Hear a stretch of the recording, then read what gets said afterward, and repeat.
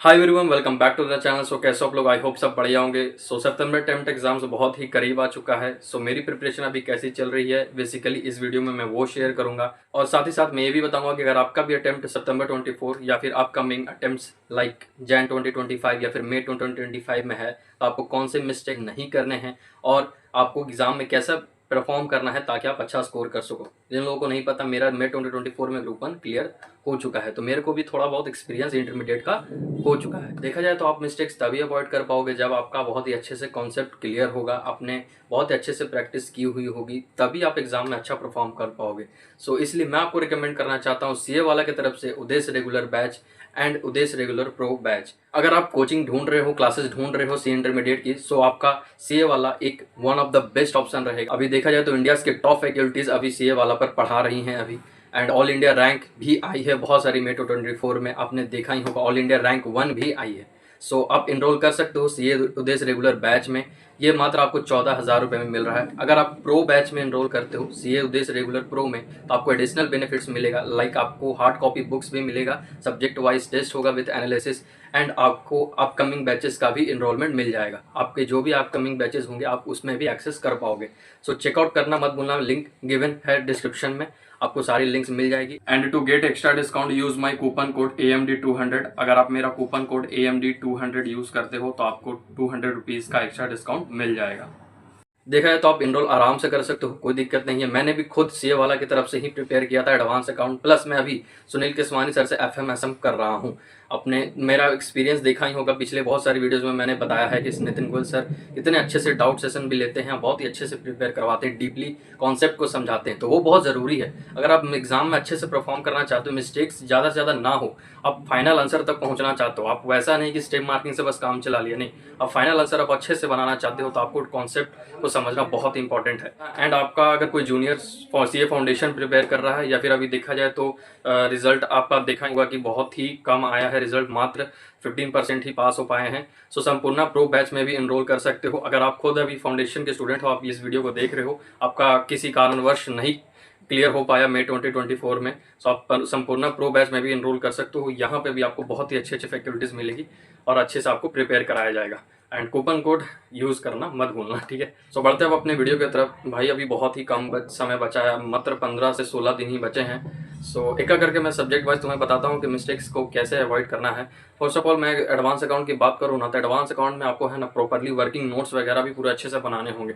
अगर आप मेरा सर्टिफाइड कॉपी नहीं देखा है तो आप टेलीग्राम चैनल मेरा ज्वाइन कर लो, आपको वहाँ पर सारे सर्टिफाइड कॉपी के मेरे PDF दिख जाएंगे। आप वहाँ से भी बहुत सारी चीज़ें देख सकते हो कि कैसे एग्जाम में प्रेजेंट करना है, आपको एक थोड़ा सा आइडिया लगेगा। मैंने सब सारे सब्जेक्ट पे वीडियो भी बनाया है, तो वीडियो भी आप देखोगे ना, वीडियो में मैंने और डीपली बताया है आपको क्या क्या मिस्टेक्स नहीं करने हैं। वैसे पर प्रॉपर तुम्हें एडवांस अकाउंट में वर्किंग नोट्स बनाने होंगे।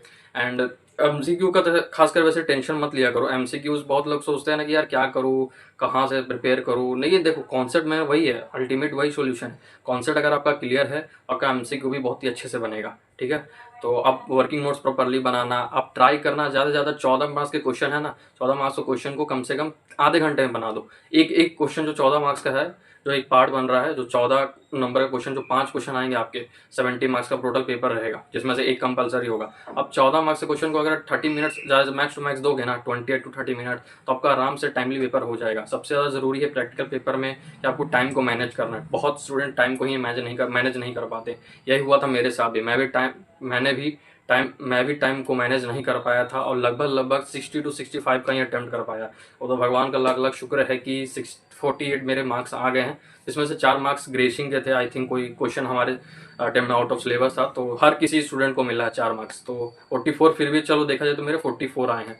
तो भाई देख लो, आराम से करना, जल्दीबाजी मत करना। जल्दबाजी में भी बहुत सारे नंबर्स रहते हैं, नंबर वाली चीज़ें होती हैं ना, प्रैक्टिकल सब्जेक्ट है, प्रैक्टिकल पेपर है, नंबर्स में अगर कुछ कैलकुलेशन में गलत कर दोगे ना तो वहाँ भी सब मार्क्स खत्म हो जाएगा। आपको सिर्फ स्टेप मार्किंग नहीं जाना है यार, आपको फाइनल आंसर तक पहुँचना है। फाइनल आंसर आप अच्छे से प्रेजेंट करो। मेरे कुछ ऐसे दोस्त हैं, मैंने उनकी कॉपियाँ देखी, वो लोग क्वेश्चन से भी पेपर में उतारने में गलती कर रहे हैं।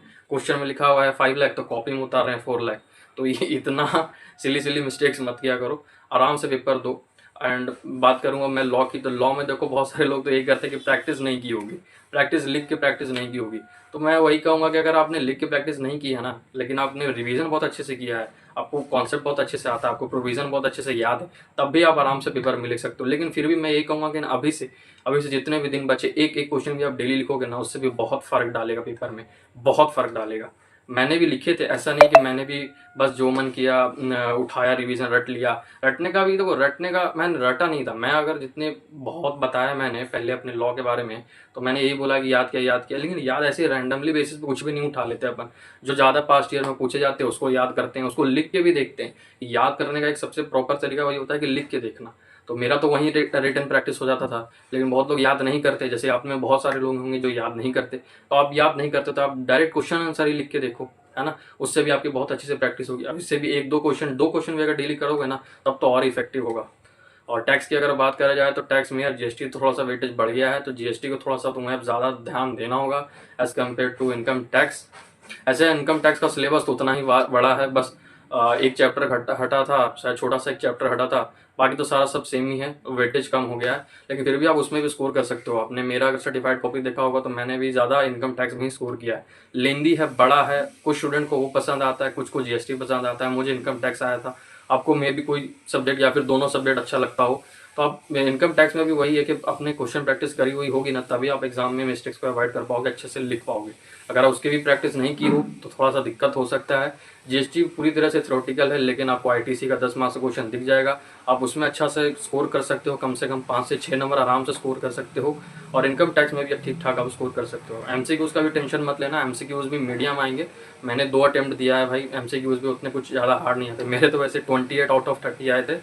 तो मेरा 2-3 तुक्का लग गया था, ऐसा नहीं कि मैंने भी पूरा 28 के 28 एकदम श्योर था। मुझे लगा था 20 से 22 नंबर आएंगे, लेकिन चलो तुक्के लग गए तो लग गए। तुक्के मतलब ऐसे नहीं अंदर कुछ भी मार दिए थे, मतलब मारे थे जो नियर बाई, मेरे आंसर के नियर बाई जो भी मुझे ऑप्शन दिखा उसी को मैंने टिक किया था, तो लग गया, तो बढ़िया हो गया। मेरा मार्क्स भी 58 आ गए थे। अब भी वही मिस्टेक्स को बस अवॉइड करो यार, कि अच्छे से आप अभी है ना देख के जाओ, क्वेश्चन को एक बार जरूर देख लेना। स्टडी मैट के क्वेश्चन भी बहुत अच्छे अच्छे हैं इस बार इंस्टीट्यूट ने डाले हैं अपने इनकम टैक्स में खासकर, तो उसको भी जरूर एक बार देख के जाना। और ग्रुप 2 की बात करें तो मैं तो खुद ग्रुप 2 की भी प्रिपेयर कर रहा हूँ अभी। कॉस्टिंग में तो हालत ख़राब है भाई। फास्ट ट्रैक बैच मैंने एनरोल किया है अपने नमित अरोड़ा सर का, फास्ट ट्रैक मैं देख रहा हूँ। और बाकी सुनील केसवानी सर से एफएमएसएम चल ही रहा है, ऑडिट भी चल ही रहा है ओबराय सर से।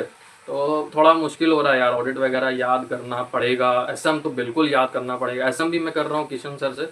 सो अभी भी चल ही रहा है सिलेबस। मेरा तो लगता है 31 अगस्त के पहले होने नहीं वाला कंप्लीट। मैं सच बताऊं तो मेरा ढीला है यार मामला, मतलब मैं बहुत ही चांसेस लो हैं कि मेरा हो पाएगा। एंड मैं फिर भी लेकिन ट्राई करूंगा एंड तक, जो भी हो पाए मेरे से। आपका बना भी बताना क्या चल रहा है हाल। वैसे तो जिन जो लोग ग्रुप 1 पास हुए हैं मई में, उनका सेम टू सेम, अगर वो एग्ज़ाम के बाद पढ़ना शुरू किए होंगे तब तो ठीक होगा। लेकिन रिजल्ट के बाद जो लोग पढ़ना शुरू किए हैं ना, तो उनको बहुत ही कम टाइम मिला यार, मुश्किल से 2 महीने मिले हैं। तो बहुत ही है, अभी हालत तो ख़राब हो गई। तुम हम लोग भी अपना शेयर करना कमेंट बॉक्स में। तो अब ऐसा ही देखो क्या होता है, देखा जाएगा जो भी होगा। मैं एक्सपीरियंस वीडियो शेयर करूँगा ही। अब नेक्स्ट वीडियो मेरी वहीं आएगी जब अपना पेपर ख़त्म होगा। तो टेक केयर, बाय बाय।